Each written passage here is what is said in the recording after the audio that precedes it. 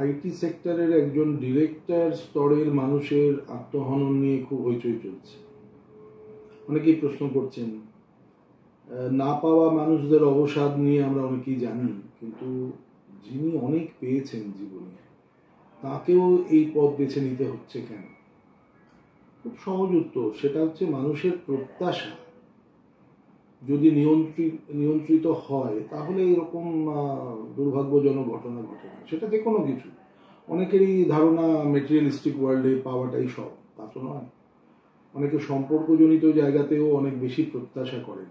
সেই প্রত্যাশা ভেঙে গেলে ওই যে আমরা যেটা বলি জীবনের অনেকগুলো সুতো থাকে, সুতোগুলো যদি একে একে কেটে যেতে থাকে মানুষের, তখন মানুষ আস্তে আস্তে নিজেকে সরিয়ে নিতে চায় জীবন থেকে।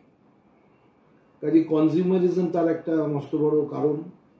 আরো চাই অপটিমাম লেভেলটাকে না ভেবে আমার স্বাদ আর সাধ্য এই দুটোর মধ্যে একটা ব্যালেন্স যদি আমি না রাখতে পারি, তাহলে আমি এমন কিছুর পেছনে ছুটবো যেটা আমার সাধ্যের বাইরে। চাপ বাড়বে, প্রত্যাশা বাড়বে, অ্যাসপিরেশন লেভেলটা খুব অতিরিক্ত বেশি হয়ে গেলে ন্যাচারাল লাইফে নতুন অভিনেতা অভিনেত্রী চট করে দামি ফ্ল্যাট দামি গাড়ি কিনে, বা এরকম কোনো সফল মানুষ, তাদেরকেও আমরা এরকম আত্মহননের পথে যেতে দেখি।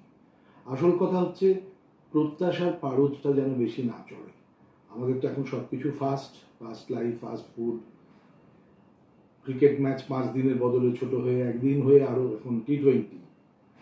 কাজে সবকিছু আমরা চট জলদি পেতে চাই, এটা নয়। জীবনটা ম্যারাথন, স্প্রিন্ট নয়। এটা যদি সবাই মনে রাখেন, বোধহয় জীবনটা অনেক ভালোভাবে বাঁচা যায়। প্রত্যাশাটা সীমার মধ্যে রাখা। ধন্যবাদ।